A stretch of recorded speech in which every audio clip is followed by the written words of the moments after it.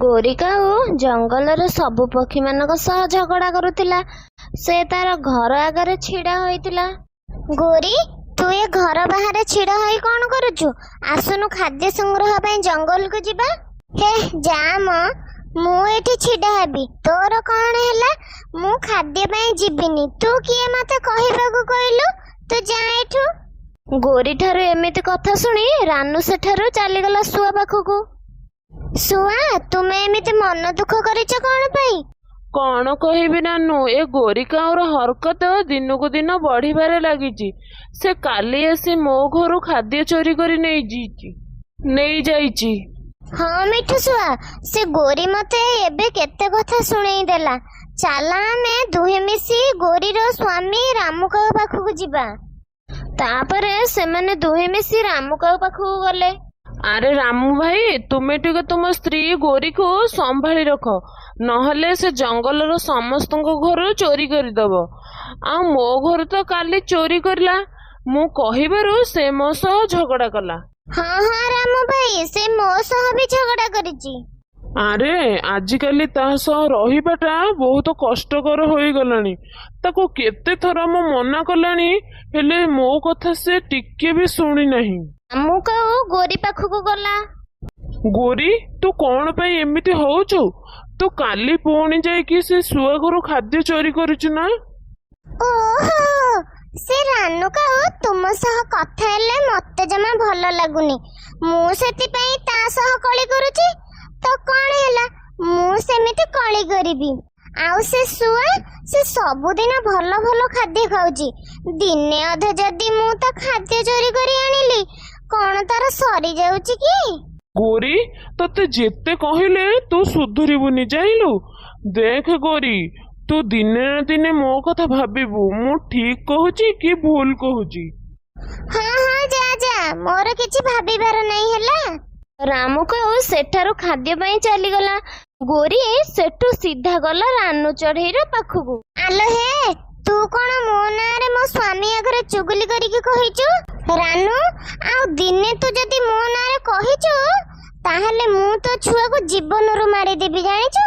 ଗୋରି, ମୋର ଭୁଲ ହୋଇଯାଇଛି। ମୁଁ ଆଉ ଏମିତି କେବେ ବି କହିବିନି। ଗୋରି ସେଠାରୁ ଶୁଆ ପାଖକୁ ଗଲା। ଆରେ ଏଠି କଣ କେହି ନାହାନ୍ତି?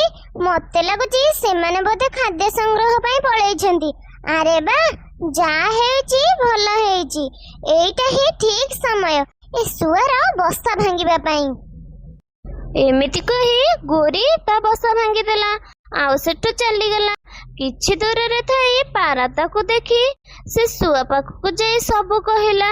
ସେ ଶୁଆ ସେଠୁ ରାମୁକାଉର ଘରକୁ ଗଲା, ଆଉ ସବୁ କିଛି କହିଲା।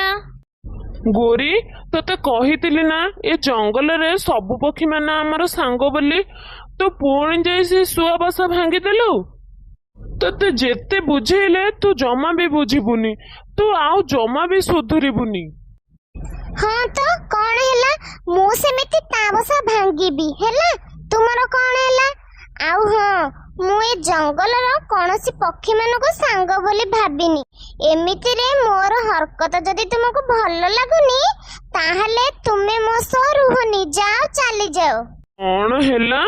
ଏ ମୋ ଘର, ତୁ ପୁଣି ମତେ ଘରୁ ବାହାର କରିଦେବୁ ବୋଲି କହୁଛୁ ନା? ତୋର ତ ସାହସ କମ ନୁହଁ। ଏମିତି କହି ରାମୁକାଉ ଗୋରିକୁ ମାରିଲା ଓ ତାକୁ ଘରୁ ବାହାର କରିଦେଲା। ଗୋରି ତା ମା ପାଖକୁ ଗଲା। ମା, ଦେଖ ମତେ ସେ ରାମୁ କେମିତି ମାରିଛନ୍ତି।